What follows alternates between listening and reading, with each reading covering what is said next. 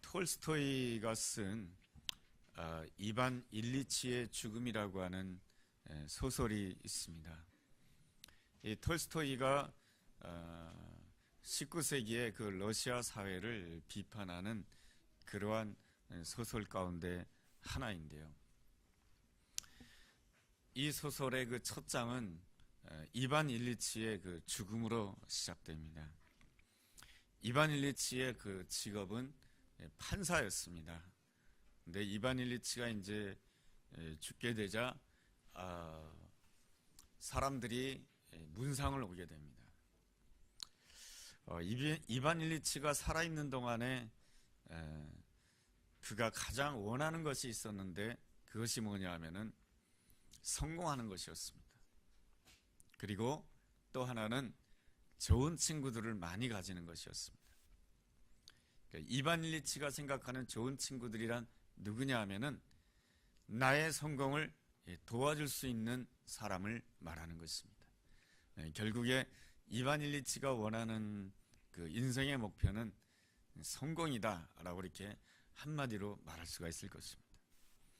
그런데 그의 나이 아주 45세 때 죽음을 맞이하게 됩니다. 그래서 그가 생각했던 좋은 친구들이 문상을 오게 됩니다. 그런데 그 문상을 와서 그 좋은 친구들이 서로 나누는 이야기가 있습니다. 그 이야기의 핵심은 이것입니다. 자, 이제 이반 일리치가 죽었으니 이반 일리치가 있는 그 판사 자리에 누가 올라갈 수 있을 것인가? 누가 승진할 것이며, 그러니까 주로 그 법조인들이 친구들이었던 것이죠. 누가 이반 일리치가 앉아 있는 그 자리에 올라갈 수 있으며 어떤 자리 이동이 있을 것인가? 그것이 바로 문상 왔던 사람들의 주된 이야기였습니다. 그들은 이반 일리치 함께 법조인으로서 활동했던 그 이반 일리치가 죽었는데 그 죽음이라고 하는 것은 나와 아무런 상관이 없다는 듯이 오직 그 이반 일리치가 죽었을 때 그가 있던 그 자리에 누가 들어갈 것이냐, 이것을 가지고 이야기를 나누며 나름대로 자신의 그 고민을 이야기하는 것이 대부분의 그 이야기였던 것입니다. 그리고 2장부터는 이제 이반 일리치의 그 생애를 쭉 기록해 놓은 것입니다. 이반 일리치는 법을 열심히 공부해 가지고 이 판사가 되었습니다. 그가 원하는 바는 이 판사라고 하는 이 직업을 통해서 러시아 사회 속에서 상류 사회에 진입하는 것이었습니다. 그는 생각하기를 상류 사회에 들어가기 위해서는 아무래도 결혼하는 것이 훨씬 이롭다라는 그러한 생각을 가지게 됩니다. 그래서 자기가 생각하기에 자기가 생각하는 그 지위와 엇비슷한 그 집안의 한 여인과 결혼을 하게 됩니다. 그런데 이 결혼이라고 하는 것이 쉽지 않다라고 하는 것을 깨닫게 됩니다. 언제부터 깨닫게 되냐 하면은 둘만 살 때는 괜찮았는데 아이들이 태어나면서 이 결혼 생활이 대단히 힘든 것이고 이 결혼 생활이 대단히 복잡한 것이다라고 하는 것을 이 이반 일리치가 절감을 하게 됩니다. 이제 그렇게 되면서 이 이반 일리치가 점점 가정 생활을 회피하기 시작합니다. 가정 생활을 회피할 수 있는 좋은 자리가 있었는데 그 자리가 어디냐면은 판사라고 하는 자리입니다. 그래서 아이들이 태어나면서부터 이반 일리치는 더욱더 이 판사 일에 집중하면서 일을 하게 됩니다. 그것은 판사 일이 좋기도 하거니와 가정 생활을 회피하기 위한 수단이었던 것입니다. 이 판사 일에 더욱더 집중하면 집중할수록 승진이 빨랐고, 승진이 빠르면 빠를수록 주변에 있는 수많은 사람들이 자기 앞에 머리를 숙였습니다. 그러면서 이 사람은 무엇을 맛보게 되냐면은 권력이라고 하는 것이 이렇게 좋은 것이구나 하는 것을 맛보게 됩니다. 이 권력을 맛보게 되면서 자연스럽게 따라오는 것이 물질입니다. 적지 않은 물질이 그의 손에 들어오게 됩니다. 그것이 또 너무너무 좋았습니다. 그리고 판사라고 하는 이 직책 때문에 이반 일리치가 어떤 모임에 간다 할지라도 그에게는 항상 무엇이 예비가 되어 있었냐면 상석이 예비되어 있었습니다. 그래서 이반 일리치는 어디를 가더라도 인정받는 이 명예가 너무너무 좋았던 것입니다. 그래서 그는 가정생활을 뒤로 한 채 판사라고 하는 그 직책에 더욱더 몰두하였습니다. 그러면 그럴수록 아내의 잔소리는 더욱더 커졌습니다. 왜 당신은 아이에 대해서 관심이 없고, 왜 당신은 왜 가정에 대해서 관심이 없고, 아이들이 무슨 공부하는데 관심이 없고, 아이들의 고민이 무엇인지 관심이 없느냐 하면서 이 아내가 남편을 향해서 계속해서 잔소리를 합니다. 이 잔소리를 하면 할수록 이반 일리치는 더욱더 집을 나가서 판사라고 하는 그 직책에, 판사라고 하는 일에 더욱더 몰두를 하게 됩니다. 그러면 그럴수록 이 사람은 이 판사의 길을 걸어가면서 승승장구를 하게 되고 계속해서 더 높은 위치로 올라가게 됩니다. 이렇게 쭉 올라가다가는 이 사람은 아마 대법원장이 될 만한 그러한 사람이 될 것 같아 보였습니다. 모든 사람들이 이반 일리치의 그 생애를 부러워하였던 것이죠. 그러던 어느 날 45세가 되었을 때에 옆구리가 아프기 시작합니다. 병원에 찾아갑니다. 의사에게 진단을 받았지만 의사는 무슨 병인지 모르겠다라고 합니다. 그런데 점점 몸은 쇠약해져 갑니다. 어떻게 나에게 이러한 병이 걸리지 하면서 자기에게 찾아온 병을 부정합니다.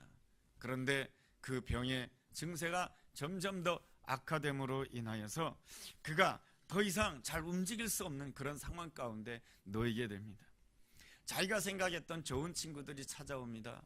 좋은 친구들이 찾아와서 해주는 말이 있습니다. 괜찮을 거야. 다 잘 될 거야. 얼마 좀 있으면 다 나을 거야. 다 이렇게 말을 해줍니다. 그렇지만은 그 좋은 친구들, 내가 생각했던 그 좋은 친구들은 그 말을 하기가 무섭게 병실을 빠져나갑니다. 그러한 좋은 친구들, 내가 생각했던 그 좋은 친구들의 모습을 보면서 이반 일리치는 마음속으로 외치게 됩니다. 저들은 지금 다 거짓말하는 거야. 내 병이 다 나을 것이라고 좋은 말을 하고 있지만은 저들은 지금 나를 싫어하고 있는 거야. 저들 봐, 내 병상을 빨리 빠져나가고 있잖아. 그러면서 그 마음속으로 저들을 향해서 분노를 표시하게 됩니다. 그 좋은 친구들에 대해서 평소에 내가 승진하는 데 도움이 된다고 생각했던 그 좋은 친구들에 대해서 분노를 표시하면 표시할수록 이 이반 일리치는 더욱더 외로움을 경험하게 됩니다. 병세가 점점 더 악화되게 되자 그 이후로는 그 자기가 생각했던 그 친구들이 더 이상 이반 일리치를 찾아오질 않습니다. 그럼에도 불구하고 이 이반 일리치의 삶이 더 망가지지 않을 수가 있었던 이유는 그 옆에는 자기의 하인 게르솜이라고 하는 사람이 있었기 때문에 그런 것입니다. 아마 이 톨스토이는 이반 일리치의 죽음이라고 하는 이 책을 쓰면서 어떤 정답을 딱 제시하지는 않습니다. 그렇지만은 이 게르솜이라고 하는 그 인물을 통해서 어느 정도 해답을 제시하는 것 같기도 합니다. 이 이반 일리치가 병세가 심해지자 자기 몸을 자기 스스로 가눌 수가 없게 됩니다. 대소변을 가릴 수가 없게 됩니다. 그런데 그 대소변을 다 가려내고 그 대소변을 다 받아주는 사람이 누구였냐면은 그 집의 하인이었던 게르솜이었던 것입니다. 아무도 이반 일리치 옆에 있어주려고 하지 않았습니다. 병들고 냄새나는 이반 일리치 옆에 있어주기를 원하지 않았습니다. 그렇지만은 게르솜은 늘 자기 옆에 있어 주었습니다. 그래서 이 이반 일리치가 그 게르솜을 향해서 이렇게 말합니다. 게르솜, 자네 참 고맙네 라고 이렇게 고마움을 표시를 하자 게르솜이 이렇게 대답을 합니다. 누구나가 다 죽는 길을 가는데요, 이런 일이 그렇게 어렵겠습니까? 이렇게 대답하는 것이었습니다. 이반 일리치는 죽음을 어떻게 내가 죽을 수 있는가? 그 죽음을 다 부정합니다. 그렇지만은 이 건강한 이 게르솜은 뭡니까? 이 오히려 죽음을 담담하게 받아들이는 그러한 모습을 가지고 오늘 자기에게 주어진 일에 성실하게 감당하는 모습을 보게 됩니다. 여기에서 이거 제가 생각해 보건데 이반 일리치의 그 죽음이라고 하는 그 소설 속에서 이 게르솜이라고 하는 인물이 등장하고 있는데, 여러분, 이 게르솜이 누구입니까? 성경에 나와 있는 인물 가운데 출애굽기를 읽어보면 모세라고 하는 인물이 나오죠. 모세가 애굽의 왕자로 있다가 광야로 나가서 40년을 살게 되는데, 그 40년을 사는 동안에 두 아들을 낳게 되는데, 첫 번째 아들 이름이 뭡니까? 게르솜이죠. 게르솜이라고 하는 뜻이 무엇입니까? 내가 이방에서 객이 되었다. 다시 말하면 내가 이방에서 나그네가 되었다. 그런 뜻인 것이죠. 더 이상 나는 어떤 곳에서도 내가 주인이 될 수가 없다. 나는 나그네다 라고 하는 것이죠. 그리고 나서 두 번째 아들을 낳는데, 두 번째 아들의 이름이 엘리에셀이죠. 엘리에셀이라고 하는 뜻이 무엇입니까? 여호와 하나님만이 나의 도움이십니다. 이러한 고백이 바로 엘리에셀이라고 하는 뜻입니다. 그래서 모세의 생애를 본다라고 한다면 이 두 아들의 그 이름을 통하여서 자신의 신앙 고백을 표현해 주고 있습니다. 이 모세가 애굽의 왕자에서 광야로 나왔을 때에 모든 것을 잃어버렸다고 생각되었을 때에 그는 하나님 앞에서 나는 이방에서 객이 되었습니다라고 고백하고 나서, 그 다음에는 여호와 하나님만이 내 인생에 진정한 도움이 되십니다라고 하는 그 고백과 함께 그는 무엇을 만나게 되냐면 시내 산에서 하나님의 불을 만나게 됩니다. 하나님의 불을 만나게 되면서 이 모세는 이전과는 다른 삶을 살아가게 되는데, 바로 하나님이 주신 사명에 따라서 이스라엘 백성들을 출애굽시켜 가지고 하나님께서 준비해 놓으신 적과 꿀이 흐른 땅으로 인도하는 새로운 세상을 만나고 새로운 세상을 살게 되는 그러한 모습이 바로 출애굽기에서 잘 그려져 있는 것을 우리가 보게 됩니다. 여기에서 이 이반 일리치와 게르솜의 이 삶의 스타일이 굉장히 다르다라고 하는 것을 알 수가 있습니다. 이 이반 일리치는 이 죽음을 계속해서 부정하였습니다. 이 톨스토이는 이 이반 일리치의 이 죽음을 통하여서 이런 하나님의 이러한 면을 설명해 주기도 합니다. 하나님은 어떤 분이시냐? 이거는 톨스토이의 관점인 것입니다. 하나님께서는 우리 인간에게 죽음을 허락하실 때에도 그 죽음 안에는 무엇을 내시냐면 구멍을 내신다라고 하는 것입니다. 이 죽음 안에서 이 구멍을 내시는데, 이 구멍을 내신 이유는 이 죽음이라고 하는 그 힘들고 어려운 상황을 통해서 하나님께서는 구멍을 내시는데, 이 구멍을 통해서 하나님께서 예비해 놓으신 그 다음 세계를 보라고 하는 것입니다. 예수님께서 십자가 가운데 죽음이라고 하는 그 어려운 가운데 있었지만은 하나님께서는 예수 그리스도를 위하여 구멍을 내셨던 것이죠. 예수님께서는 그 구멍을 통해서 무엇을 보신 것입니까? 부활의 영광을 보신 것이죠. 그리고 그 구멍을 통해서 자신이 바로 이 3일 후에 부활의 영광으로 나갈 것을, 하나님의 영광으로 나갈 것을 예수님께서는 믿으셨던 것이죠. 그런데 이 이반 일리치는 이 구멍을 보지 못합니다. 왜 그럴까요? 이 이반 일리치는 죽음을 바라보면서 이 구멍을 꽉 막고 있는 것이 있습니다. 그것이 바로 판사의 삶인 것입니다. 이반 일리치에게 있어서 소망은 오직 한 가지입니다. 내가 죽지 않고 살아서 판사의 직책에 복직하는 것입니다. 내가 이제라도 내가 건강이 회복되어 가지고 판사라고 하는 직책에 들어가고 상류사회에 들어가고 그곳에서 권력을 누리고 물질을 누리고 명예를 누리는 것이 그의 인생에 있어서 최고의 삶이고 그의 인생에 있어서 천국의 삶인 것입니다. 그래서 이반 일리치에게 있어서 천국은 다른 데 있는 것이 아니고 판사라고 하는 그 자리에 있었던 것입니다. 판사라고 하는 삶의 자리가 내 인생의 천국이고, 판사라고 하는 그 자리가 내 인생의 낙원이고, 판사라고 하는 그 자리가 내 인생의 가장 좋은 자리인 것입니다. 그러다 보니 이 죽음이라고 하는 문턱 앞에서 하나님께서는 이반 일리치를 위하여서 구멍을 딱 내주신 것이죠. 구멍을 내주셨으면 우리도 예수 그리스도처럼 그 구멍을 통하여서 하나님께서 예비해 놓으신 그 다음 세계, 하나님께서 예비해 놓으신 그 부활의 영광을 볼 수가 있어야 되는데, 이 이반 일리치는 판사의 삶이 천국의 삶이기 때문에 그 판사의 삶이 그 구멍을 다 막아버리고 있는 것입니다. 그러니 그의 삶 가운데 이 죽음이라고 하는 것은 공포요, 죽음이라고 하는 것은 두려움뿐이었던 것입니다. 이반 일리치가 자기 인생을 돌아볼 때 언제 돌아보게 되냐면 죽기 1시간 전에 돌아보게 됩니다. 그 이전에는 계속해서 왜 내가 죽어야 되느냐 그 생각만 했던 것입니다. 그러다가 죽기 1시간 전에 이반 일리치가 이러한 고백, 이러한 질문을 자기 자신에게 스스로 하게 됩니다. 내가 이때까지 살아왔던 삶이 잘못된 삶인가? 그렇다면 나에게 있어서 정말로 바른 삶이 무엇일까?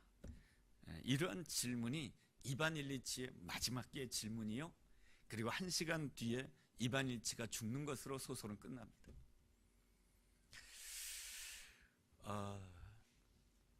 어떤 그 어려움, 어떤 문제 앞에 서지 아니하면 사람들은 대부분 그 정말로 내 인생의 바른 삶이 무엇인가, 이것에 대해서 진지하게 고민하지 않는 것이 인간의 보통 삶인 것입니다. 그래서 성경에서는 이렇게 또 표현하기도 합니다. 고난이 복이다. 고난이 복인 이유가 무엇이겠습니까? 그것은 다른 것이 아니죠.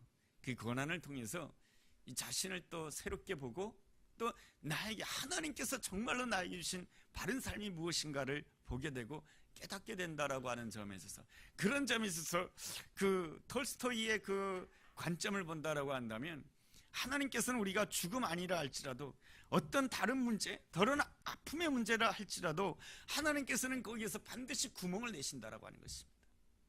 그 구멍을 통해서 뭡니까?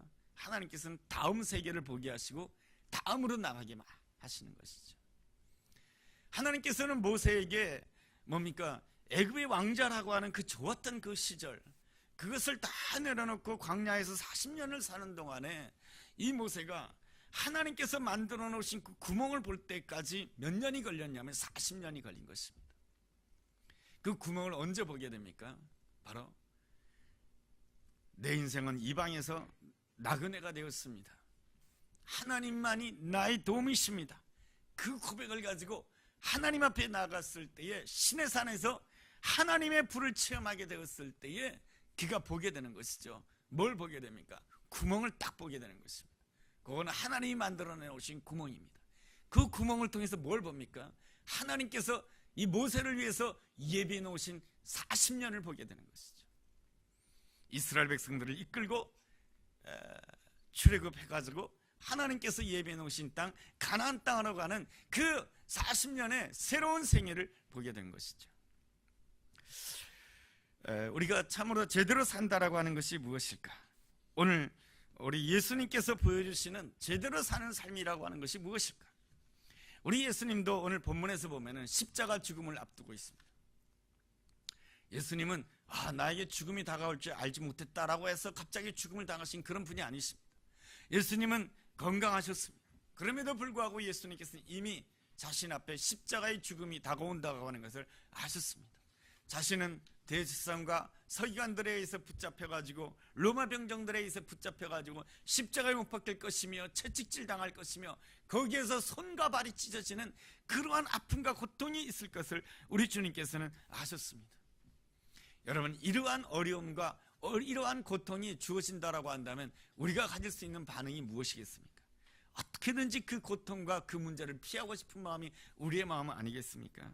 그러나 예수님이 보여주는 그 모습은 너무너무 다릅니다. 예수님께서 어떻게 반응하고 있습니까? 오늘 우리가 읽은 요한복음 17장 1절과 5절의 말씀을 통해서 우리가 예수님이 보여주신 그 반응을 보고자 하는 것입니다. 17장 1절에 보면 이런 말씀이 있습니다. 예수께서 이 말씀을 하시고, 예수님께서 이 말씀을 하셨다라고 하는데 이 말씀이라고 하는 것이 무엇입니까?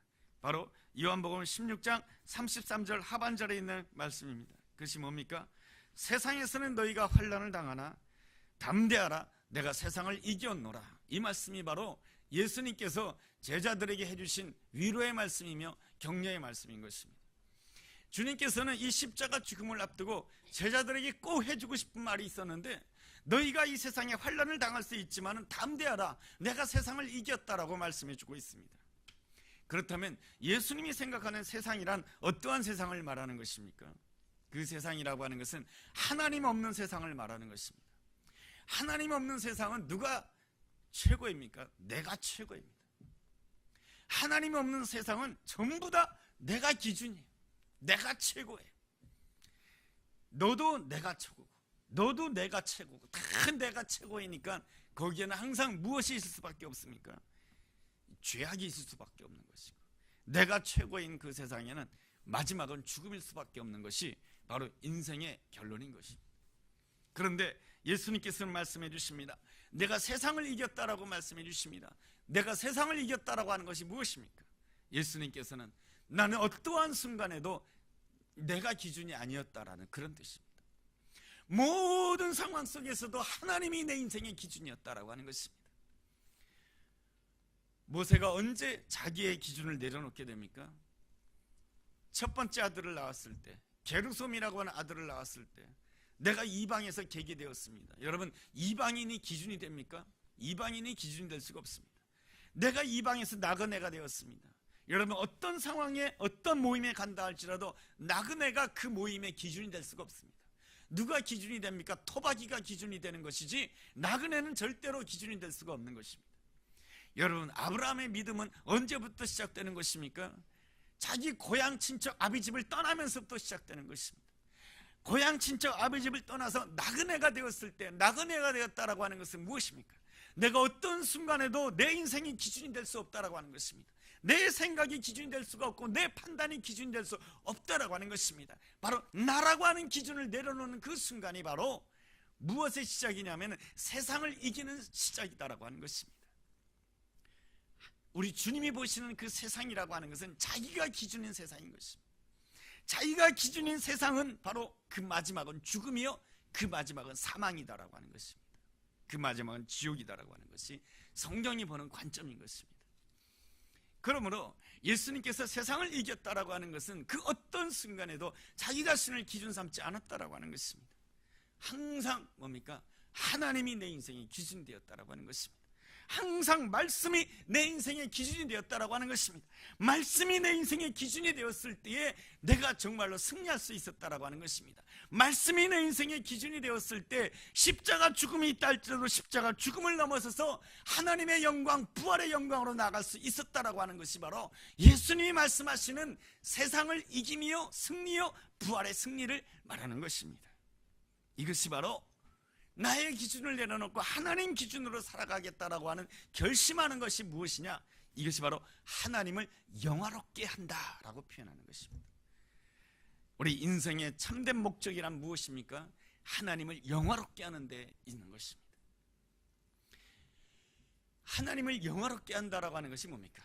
하나님을 찬송한다라고 하는 것이죠. 우리 모두는 말이죠, 다 찬송하는 사람이에요. 어떤 사람은 자기 아내를 보고 찬송해요. 당신은 너무 이뻐. 이 아내를 찬송하는 거예요. 어떤 사람은 남편을 보고 찬송해요. 당신은 너무 멋있어. 찬송하는 거예요. 사람은 언제 기뻐할 수 있는지 아십니까? 찬송할 때 기뻐할 수 있는 거예요. 당신 너무 이뻐. 그럼 누가 제일 행복할까요? 너무 이뻐라고 말하는 사람이 제일 행복한 거예요. 당신 너무 좋아라고 말하는 사람이 행복한 거예요. 스포츠 경기를 보면서 어떤 팀을 응원하면서 야, 그 팀 최고야 라고 말하는 그 순간이 그 스포츠를 통해서 그 스포츠의 그 팀을 찬양하는 것이죠. 찬양하는 그 순간을 통해서 우리가 기뻐하는 것이죠. 하나님께서는 우리로 하여금 찬양하는 존재로 삼았어요. 찬양한다고 하는 것을 다른 표현로 말하면 예배한다는 거예요. 우리 모두는 다 예배하면서 살아요. 어떤 분은 자녀를 예배해요. 자녀를 보면서 너무 이뻐. 자녀를 예배하는 거예요. 그 이뻐 하면서 자녀를 예배하면서 기뻐하는 거예요. 그래서 인간은 다 기쁨을 추구해요. 그래서 스포츠 경기를 보면서 어떤 팀을 응원하면서 그 팀을 막 찬양하는 거예요. 그래가지고 그 팀을 예배하는 거예요. 그러면서 기뻐하는 것이죠. 하나님께서는 우리에게 이렇게 찬양할 수 있는 마음, 예배할 수 있는 마음을 주셨어요. 왜냐? 바로 하나님을 예배하는 자로, 하나님을 찬송하는 자로, 하나님을 보시면서 하나님 너무 감사해요, 하나님을 예배해요, 하나님을 찬송할 때 인간은 진실로 기뻐할 수 있는 존재로 창조해 주셨는데 우리가 죄를 지음으로 말미암아서 하나님 대신에 다른 걸 더 많이 찬송해요. 저도 스포츠 보는 걸 좋아하는데 축구 보면서 막 그 팀을 찬송해요. 축구를 보면서 그 팀을 예배하는 거예요. 어떤 사람은 탤런트를 보면서 그 사람을 예배해요. 그런 사람을 세상에서는 뭐라 그래요? 팬이라 그러죠. 팬. 난 당신의 팬이야. 그러면서 그 사람을 예배하는 거예요. 그래서 그 사람이 무대에 오를 때는 막 소리를 지르면서 기뻐하는 거예요. 이게 하나님이 주신 우리로 하여금 기뻐하고 행복하게 할 수 있도록 주신 이 기쁨이에요. 여러분, 짐승들은 그렇게 안 해요. 여러분, 동물들이 막 누구를 기뻐하고 찬양하거나 그런 동물은 이 세상에 없어요. 개가 뭐 꼬리를 흔든다고 해서 그게 찬양하는 게 아니에요. 밥 주니까 꼬리를 흔드는 거예요. 진실로 하나님을 찬양하고 또한 예배할 수 있는 자는 인간밖에 없는 거예요. 이것이 바로 하나님의 형상대로 창조된 인간의 모습이에요. 그래서 예수님이 세상을 이겼다라고 하는 것이 뭡니까? 나의 기존을 내려놓고 뭡니까? 하나님을 찬양하면서 하나님을 기뻐하는 가운데 내가 세상을 이겼다라고 말씀해 주십니다. 그래야 내가 세상을 이기고 하나님께서 예배해 놓으신 다음을 만날 수 있는 거예요. 우리 인생이 절대 영원하지 않아요. 우리 인생이 80이 넘어가면은 다 세상을 떠나게 돼 있어요. 어떤 분은 100세까지 살아도 다 세상을 떠나게 돼 있어요. 그러면 나는 어디로 가는 겁니까? 세상이 끝나면 하나님께서는 언제나 우리에게 구멍을 내시는 분이세요. 다음 세계, 모세로 하여금 다음 세계를 주신 것처럼 죽음 앞에서도 하나님께서는 부활이 영광이라고 하는 다음 세계를 주시는 그런 하나님이세요. 영원하신 하나님, 놀라우신 하나님. 그 사실을 알 때 우리는 세상을 이기는 자가 되는 것이죠. 그리고 하나님을 찬양하는 것이 하나님을 영화롭게 하는 것입니다. 그렇다면 우리가 어떻게 하나님을 영화롭게 할 수가 있겠습니까? 첫째로 눈을 들어서 하늘을 우러러 보아야 되는 것입니다. 그 말씀이 바로 17장 1절에 나와 있잖아요. 예수께서 이 말씀을 하시고 눈을 들어 하늘을 우러러 이르시되 라고 되어 있습니다. 우리 예수님께서 그 십자가 죽음을 앞두시고 하나님을 영화롭게 하시기 위해서 제일 먼저 하신 일이 무엇이냐면 눈을 들어서 하늘을 우러러 보셨다라고 말씀해 주고 있습니다. 예수님은 언제나 모든 문제 가운데서 하늘을 우러러 보셨습니다. 여러분, 주보를 보시기 바라요. 그 안에 보면은 1번에 보면은 4개의 구절이 나와 있죠. 제일 먼저 마가복음 6장 41절에 보면 예수께서 떡 5개와 물고기 2마리를 가지사 하늘을 우러러 축사하시고 오병이어를 들고 하늘을 우러러 축사하시고, 네, 마가복음 7장 34절을 보니까 하늘을 우러러 탄식하시며 그에게 이르시되 에바다 하시니 이는 열리라는 뜻이라. 귀 먹고 말이 어눌한 자를 향해서 예수님께서는 하늘을 우러러 그를 향해서 에바다 하시니 그의 귀가 열리는 역사가 일어났다라고 기록되어 있어요. 그 다음에 요한복음 11장 41절에 보니까 돌을 넘겨 놓으니 예수께서 눈을 들어 우러러 보시고 이르시되 아버지여 내 말을 들으신 것을 감사하나이다. 이 나사로가 죽었을 때 예수님께서는 사람들로 하여금 돌을 넘겨 놓으라 하시고 나서 하늘을 우러러 내 말을 들으신 것을 감사하나이다 할 때 나사로가 살아나는 역사가 일어났어요. 이것이 신약에서 나오는 말씀이고요. 시편, 구약에서 보면 시편 121편 1절과 2절을 보면 이런 말씀이 있어요. 내가 산을 향하여 눈을 들리라 나의 도움이 어디서 올꼬 천지를 지으신 여호와께서다. 내가 산을 향하여 하늘을 우러러 눈을 들렸을 때 하나님이 보이는 역사가 일어나는 거예요. 하나님이 보이게 되자 하나님을 알게 되는 것이죠. 어떤 하나님을 알게 됩니까? 여호와는 나를 실족지 않게 하시는 분이시며 나를 지키시는 분이시며 낮의 해가 나를 상치 아니하시며 밤의 달도 나를 해치 아니하시는 분이시며 나의 출입을 지금부터 영원까지 지키시는 분이 바로 내가 섬기는 하나님이시다라고 하는 것입니다. 하나님을 알게 되는, 하늘을 우러러 주님을 바라볼 때에 하늘을 우러러 본다라고 하는 것이 뭡니까? 겸손하게 하늘을 우러러 본다는 것이죠. 여러분, 겸손하다라고 하는 것이 무엇입니까? 항상 아래에 있는 것을 뜻하는 거예요. 여러분, 이 겸손이라고 하는 영어가 휴밀리티예요. 휴밀리티의 어원이 뭐냐면 라틴어 휴머스에서 왔어요. 휴머스가 무슨 뜻인지 아십니까? 흙이라고 하는 뜻이에요. 흙은 항상 아래에 있는 거예요. 흙이 산 위에 있어도 인간 아래에 있어요.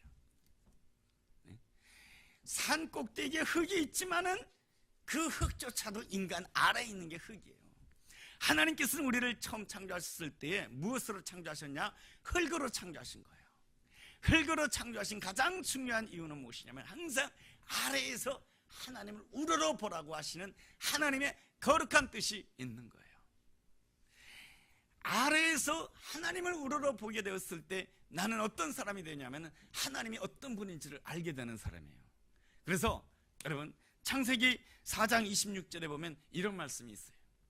셋이라고 하는 사람이 있는데 셋이 누구냐면은 아담에게는 본래 두 아들이 있었어요. 아벨과 가인이 있었는데 아벨이 죽었죠. 그래서 아벨 대신에 하나님께서 아담에게 아들을 또 하나 주셨는데 그 아들이 셋이에요. 그런데 그 셋이 아들을 낳았는데 그 이름을 에노스라고 하게 돼요. 그 에노스 때에 비로소 여호와 이름을 불렀다라고 표현되어 있어요. 이 에노스라고 하는 이 히브리어의 뜻이 무엇이냐면 흙이에요. 내가 흙이라고 하는 그것을 깨닫게 됐고 내가 아래에서 하나님을 우러러 보게 되었을 때에 내가 눈을 들어서 산을 향하여 눈을 들어서 하나님 나의 도움이 어디서 올까 하면서 하나님을 바라보게 되었을 때 그 하나님을 알게 되는 거예요. 그 하나님은 천지를 지으신 여호와 하나님이다라고 하는 것을 알게 되는 거예요. 낮에 해가 나를 상치 아니할 것이며 밤의 날도 나를 해치 아니할 것이며 나의 출입을 지금부터 영원까지 지키시는 그 하나님이라고 하는 그 사실을 알게 되는 거예요. 내가 흙으로서 아래에서 하나님을 보게 되었을 때 말이죠. 그랬을 때 나에게 주어지는 놀라운 은혜가 무엇입니까? 하나님이 어떤 분인지를 알게 되는 거예요. 그래서 두 번째로 하나님을 영화롭게 하기 위해서는 뭡니까? 하나님을 알고자 사모해야 되는 거예요. 하나님을 아는 은혜를 무엇이라고 말합니까? 3절에서는 영생의 은혜라고 하는 거예요. 그래서 우리가 늘 하나님 알기를 사모해야 되는 거예요. 하나님 알기를 사모한다라고 하는 것은 단순하게 나 하나님 알고 싶어요 라고 하는 것 속에서 하나님을 아는 것이 아니고 하나님을 알고자 했을 때는 바로 순종함으로 내가 하나님을 잘 모릅니다 라고 하는 그 마음 가운데 순종함으로 하나님을 알게 되는 거예요. 예수님은 하나님의 아들이세요. 우리가 보기에서 예수님은 하나님을 다 아시는 것 같지만은 예수님 역시 나는 하나님을 다 알지 못합니다. 이것이 예수님의 겸손이에요. 그 장면이 바로 마태복음 26장에 나와요. 예수님께서 그 겟세마네 동산에서 기도하시면서 이렇게 기도해요. 내 아버지여, 만일 할 만하시거든 이 잔을 내게서 지나가게 하옵소서. 그러나 나의 원대로 마옵시고 아버지의 원대로 하옵소서. 나의 원대로 마옵시고 내가 하나님을 너무너무 잘 알고 있고 하나님은 사랑이 많으시고 하나님은 자비로우시고 하나님은 공의로우시고 하나님은 정의로우신 하나님이신데 내가 이 날 때까지 공의롭고 정의롭고 하나님의 뜻에 순종했는데 나에게 십자가가 주어진다라고 하는 것이 예수님도 인간의 몸을 가지신지라 그것이 잘 이해가 되지 않을 수가 있었던 거예요. 왜냐하면 육신의 고통이 그것을 막고 있는 거예요. 육신의 아픔이 육신의 수치가 그 십자가를 막고 있는 거예요. 그럼에도 불구하고 나의 원대로 마옵시고 아버지의 원대로 하옵소서. 끝까지 하나님 앞에 순종하게 되었을 때 예수님께서는 이 땅에서 무엇을 아시게 되냐면 부활의 영광을 아시는 분이 되시는 거예요. 죽은 자 가운데서도 다시 사는 그러한 이 땅에서는 도저히 일어날 수 없는 그 죽은 자 가운데서도 다시 생명으로 부활하시는 놀라운 부활하게 하시는 놀라운 하나님을 알게 되는 것이죠. 겸손이라고 하는 것은 무엇입니까? 여기서부터 출발하는 것입니다. 내가 하나님을 다 알지 못합니다. 여기서부터 출발하는 것입니다. 그래야 관계가 아름다워지는 거예요. 남편과 아내와의 관계도 마찬가지예요. 내가 남편을 다 알게 되는 그 순간부터 남편을 정죄하게 돼요. 내가 아내를 다 안다라고 하는 순간부터 아내를 정죄하게 돼요. 내가 자식들을 다 안다고 하는 순간부터 자식들을 정죄하게 돼요. 내가 부모를 다 안다고 하는 그 순간부터 부모를 정죄하게 돼요. 그러므로 진정한 겸손이라고 하는 것은 내가 잘 모른다라고 하는 것이죠. 그래서 가장 아름다운 하나님의 사람은 이런 거예요. 하나님, 내가 이제부터 아내를 좀 더 알기를 원합니다. 하나님, 내가 지금부터 남편을 좀 더 알기를 원합니다. 하나님, 내가 지금부터 내 자녀들을 좀 더 알기를 원합니다. 하나님, 내가 지금부터 성도님들을 좀 알기를 원합니다. 제가 함께 가는 교회 목사지만 내가 우리 식구들을 다 알고 있다라고 생각한다라고 한다면 그 순간부터 내가 내 머릿속에 무엇이 들어오냐? 판단이 들어오고 정죄가 들어오고 실망이 들어오고 낙심이 들어오고 그런 것들이 들어오는 거예요. 그러나 내가 정말로 기대해야 될 것은 하나님께서 내게 붙여준 사람들을 내가 정말로 알기를 원합니다. 내가 그분들을 다 모릅니다. 하나님, 내가 정말로 그분들을 알기를 원합니다. 그분들을 위해서 내가 중보 기도해 주기를 원합니다. 이게 바로 뭡니까? 하나님께서 내게 붙여준 사람들을 사랑하는 태도인 것이죠. 내가 남편을 다 안다고 하는 순간, 아내를 다 안다고 하는 순간, 내 옆에 있는 사람을 그 사람 내가 다 알아. 그 순간부터 뭡니까? 벽이 생기는 거예요. 예수님의 제자들이 그랬어요. 예수님을 3년 동안 쫓아다녔으니까 제자들은 자신했어요. 내가 예수님에 대해서 다 안다. 특별히 수제자였던 시몬 베드로는 예수님에 대해서 자신했어요. 내가 예수님에 대해서 다 안다라고 생각했는데 예수님께서 십자가의 길을 간다고 하니까 시몬 베드로가 뭐라고 그럽니까? 주님, 그렇게 하시면 안 됩니다. 내가 예수님에 대해서 아는데 예수님은 그렇게 하시면 안 되는 겁니다. 예수님은 십자가의 길을 가시면 안 됩니다. 죽음의 길을 가시면 안 됩니다. 이것이 바로 시몬 베드로의 이야기였을 때 예수님께서 뭐라 그럽니까? 사단아, 물러가라. 내가 다 안다고 생각되는 그 순간 무엇이 됩니까? 사단의 종노릇을 하는 자가 되게 되는 것이죠. 시몬 베드로는 도망가면서도 내가 예수님을 다 안다고 생각했습니다. 어떻게 안다고 생각했습니까? 나같이 도망 다닌 자는, 나같이 예수님을 부인한 자는 예수님이 절대로 나를 찾지 않을 것이라고 생각했습니다. 나같이 못난 자, 나같이 비겁한 자, 나같이 못난 자는 예수님이 절대로 나를 찾아오지 않을 것이라고 생각했습니다. 그러나 예수님은 그러지 않으셨어요. 예수님은 그 배반했던 시몬 베드로에게 다시 찾아오셨어요. 내가 너를 다시 만나자고, 갈릴리 바다에서 다시 만나자고 말씀해 주셨어요. 왜 그런 것입니까? 예수님은 항상 뭡니까? 하나님을 영화롭게 하시는 분이에요. 하나님을 영화롭게 하시는 분이시기에, 하나님을 영화롭게 하시는 분이시기에 예수님은 항상 어디에다가 초점을 두신 것입니까? 4절 말씀에다가 초점을 두고 있는 거예요. 4절 보면 이런 말씀이 있어요. 아버지께서 내게 하라고 주신 일을 내가 이루어. 예수님은 항상 아버지께서 내게 하라고 주신 일을 하시기를 원하셨던 분이 예수님이세요. 내가 원하는 일이 아니고, 내가 하고 싶은 일이 아니고, 아버지께서 내게 하라고 하신 일을 내가 하기를 원했던 거예요.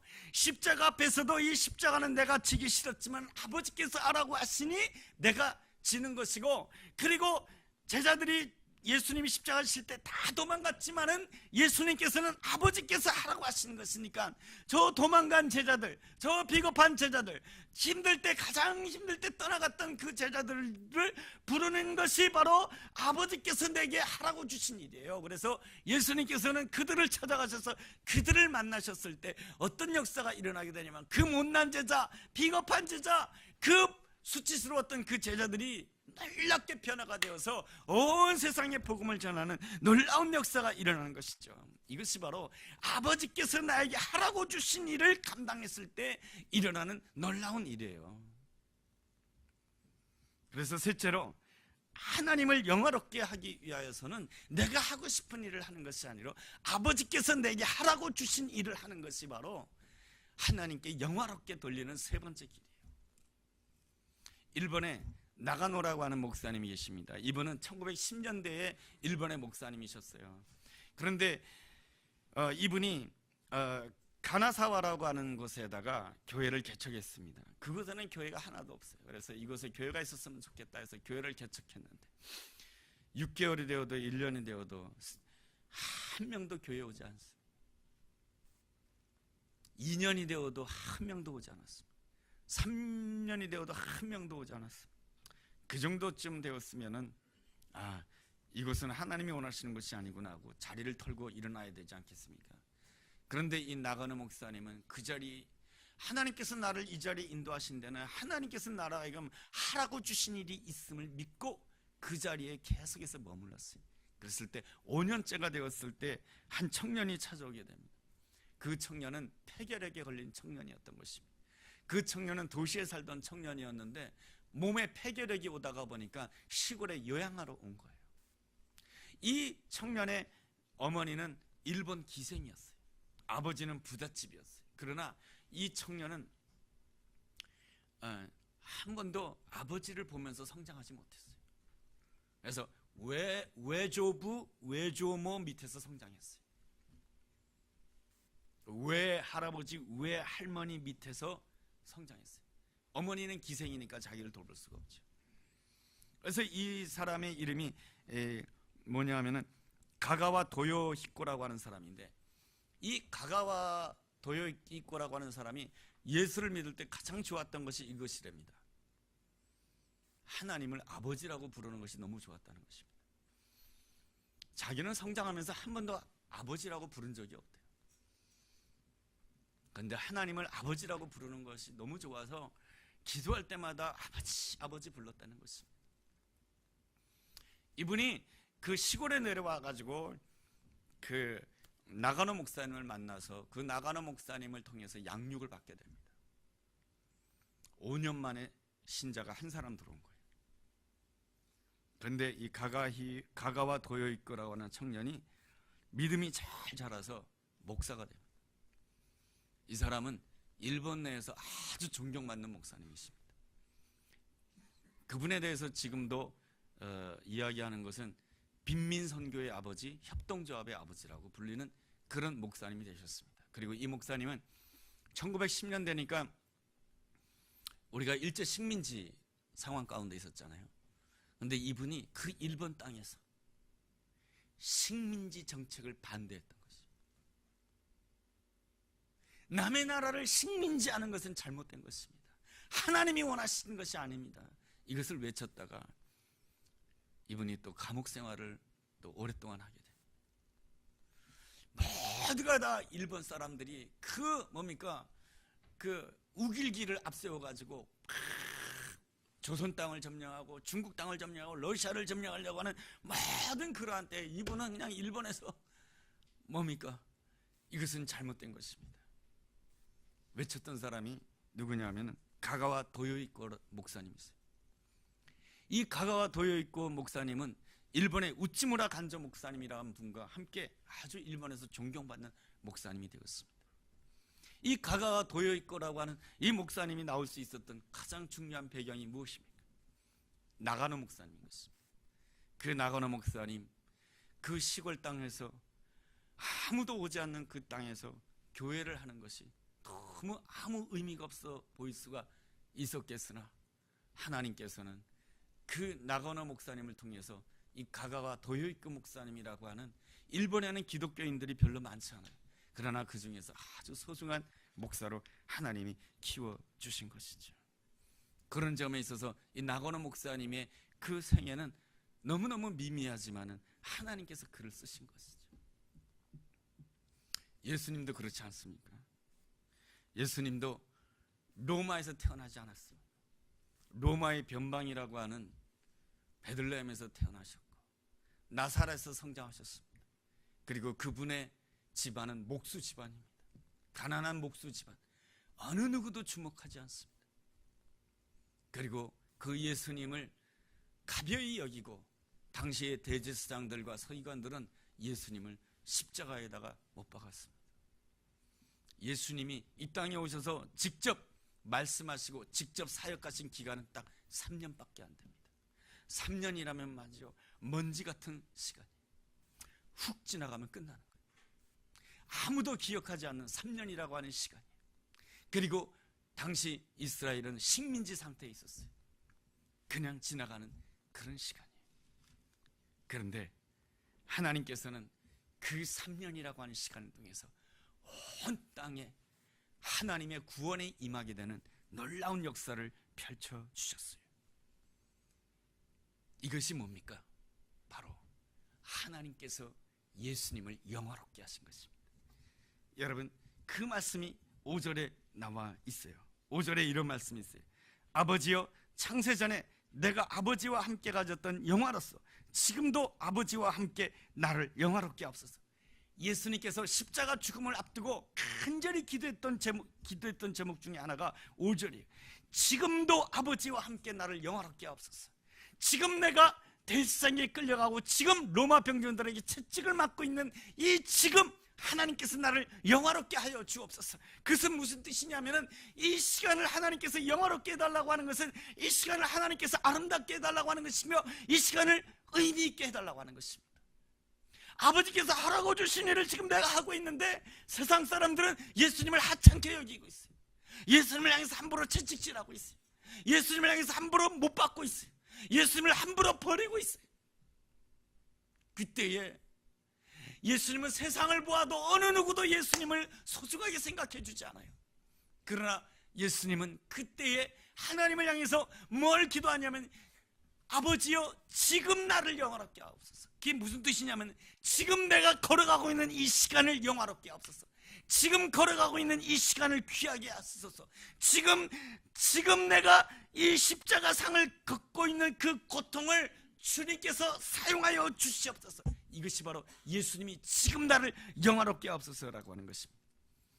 아버지를 영화롭게 하기 위해서는 마지막으로 오늘 본문이 주시는 그 마지막 메시지가 무엇이냐면 바로 아버지께서 지금 나를 영화롭게 해달라고 하는 간절한 기도가 있어야 되는 것입니다. 제가 모세 이야기를 조금만 하고 마칠게요. 그러더라고요. 누가 맨날 목사님은 요셉 이야기만 한다고. 여러분, 요셉이 애굽 땅에 노예로 끌려갔을 때 11년 동안 노예 생활하고 2년 동안 감옥 생활하게 됩니다. 11년 동안 노예 생활하고 2년 동안 감옥 생활하는 것은 어느 누구에게도 주목받지 못하는 시간입니다. 어느 누구에게도 소중하게 여겨지는 시간이 아닙니다. 요셉이라고 하는 노예, 죽으면 끝이에요. 아무도 돌아보지 않는 요셉의 생이에요. 11년간의 노예 생활이요, 2년간의 감옥 생활이에요. 그런데 성경에서는 이렇게 기록되어 있어요. 하나님께서 그와 함께 하셨더라. 하나님께서 그와 함께 하셨다라고 하는 것은 무슨 뜻입니까? 하나님께서 그 요셉의 걷고 있는 그 시간을 영화롭게 해주셨다라고 하는 것입니다. 그 시간을 영화롭게 했다라고 하는 것은 무엇입니까? 그 시간을 의미 있게 해주셨다라고 하는 것입니다. 그 시간을 하나님께서 사용하셨다라고 하는 것입니다. 하나님께서 그 시간을 아름답게 해주셨다라고 하는 것입니다. 그랬을 때 이 요셉의 11년의 노예 생활은 의미 없는 시간도 아니고 2년간의 감옥 생활은 필요 없는 시간이 아니고 그 시간 모든 시간들은 바로 하나님을 영화롭게 하기 위한 필요했던 모든 시간들이다라고 하는 것입니다. 그러므로 오늘 내가 살아가는 이 삶, 하나님을 영화롭게 한다라고 하는 것은 무엇입니까? 지금 아버지께서 나를 영화롭게 하옵소서라고 기도할 수 있어야 돼요. 내가 맨날 아이들 돌보느라고 맨날 설거지하고 매일같이 똑같은 일을 반복하는 거예요. 일어나면 씻고, 일어나면 설거지하고, 일어나면 가족들 돌보고, 그리고 집에 들어와서는 그냥 힘들어서 자고, 그냥 너무너무 그냥 지나가는 그런 시간이 있지만은 하나님을 영화롭게 한다라고 하는 것은 무엇입니까? 이 기도가 있어야 되는 거예요. 5절에 있는 말씀처럼 지금 아버지께서 나와 함께 하심으로 인해서 지금 나의 시간을 영화롭게 하여 주옵소서. 그랬을 때 하나님께서는 지금 내가 보내고 있는 이 시간이 무의미한 시간이 아니고 하나님을 영화롭게 하는 그런 시간이 되도록 하나님께서 만들어주신다라고 하는 것이죠. 하나님께서 나의 시간, 가라지와 같은 시간을 알곡과 같은 시간으로 하나님께서 창조해 주신다라고 하는 것이죠. 하나님 보시기에 좋은 시간으로 바꿔주신다라고 하는 것입니다. 이 요셉이 애굽 땅에서 11년 동안 노예 생활하고 2년 동안 감옥 생활하는 것은 너무너무 힘든 시간이었으나 하나님께서 함께 하심으로 인하여서 그 시간을 영화롭게 해주셨다라고 하는 것입니다. 그러기에 우리는 그가 노예 생활했고 그가 감옥 생활했던 것을 누추하게 보지도 않고 보잘것없게 보지도 않고 그 시간을 아름답게 보는 것이죠. 필요했다라고 보는 것이죠. 이것이 바로 무엇입니까? 아버지여 지금 나를 영화롭게 하옵소서. 이 기도예요. 아버지여 지금 내가 보내는 이 시간을 영화롭게 하옵소서. 그래야 내가 하나님을 영화롭게 하는 자가 되는 거예요. 그 말씀이 바로 17장 1절에도 나와 있잖아요. 그죠? 1절 중반절에 보면은 예수님의 기도가 나오죠. 아버지여 때가 이르렀사오니 아들을 영화롭게 하사. 아들이 지금 십자가의 길을 가고 있는데 아들이 보내는 이 십자가의 이 죽음의 시간을 영화롭게 해주십시오. 이 십자가의 시간이 아무 필요 없는 시간이 되지 않게 도와주시고 이 십자가의 이 고통의 시간이 영화롭게 해주십시오. 그랬을 때 아들로 아버지를 영화롭게 하옵소서. 그렇게 기도하는 거예요. 우리의 인생의 참된 목적은 바로 하나님을 영화롭게 하는 것입니다. 하나님을 영화롭게 하기 위해서는 우리가 뭡니까? 주님의 영원한 승리를 믿고 주님의 부활의 승리를 믿고 날마다 흙처럼 아래에서 하나님을 우러러 보아야 되는 것입니다. 그것은 겸손하게 하나님을 우러러 보게 되었을 때 어떤 역사가 일어나게 되냐면 하나님을 알게 되는 영생의 축복을 누리게 되고 그 다음에 세 번째 영생의 축복을 누리게 되었을 때 내가 순종하게 되는 것이 있는데 그것이 바로 4절 말씀이에요. 아버지께서 내게 하라고 주신 일이 무엇인지를 분별하게 돼요. 내가 하고 싶은 일을 하는 것이 아니고 아버지께서 나에게 하라고 주신 일이 무엇인지를 분별하게 되고 그 분별 가운데 그것을 분별한다 할지라도 세상 사람들은 뭡니까? 조롱할 수도 있고 아무것도 아닌 것처럼 볼 수 있으나 내가 하나님을 향해서 내가 기도해야 될 제목이 5절인 것이죠. 아버지여 내가 지금 걷고 있는 아버지께서 하라고 주신 일이기 때문에 내가 하고 있는데 이 일이 세상적인 눈으로 봤을 때는 보잘것없어 보이지만은 하나님 이 시간을 영화롭게 하여 주시옵소서. 내가 매일같이 이렇게 힘들게 직장 생활하고 있는 것이 세상 사람들 보기에는 아무것도 아닌 것처럼 보이고 보잘것없어 보이지만은 하나님 이 시간을 영화롭게 하여 주시옵소서. 그랬을 때 이 시간이 의미 있는 시간이 되는 거예요. 하나님을 영화롭게 하는데 의미 있는 시간이 되었을 때 이 힘들고 어려운 시간이 바로 내 자녀들에게도 의미 있는 시간이 되는 거예요. 내 옆에 있는 사람들에게 보기에도 의미 있는 시간이 되는 거예요. 어떻게 의미가 있는가? 하나님의 사람이 사는 것은 다르구나. 나 같으면 그 시간에 절망했을 텐데, 나 같으면 그 시간에 다 끝났다고 생각되었을 텐데, 하나님의 사람이 사는 것은 다르구나. 이게 뭡니까? 하나님을 영화롭게 하는 것이에요. 여러분, 우리가 하나님을 영화롭게 하면서 하나님을 예배하면서 하나님 너무 좋아요 하나님 향해서 박수 치는데 하나님께서 나를 향해서 나를 영화롭게 해주지 않으시겠습니까?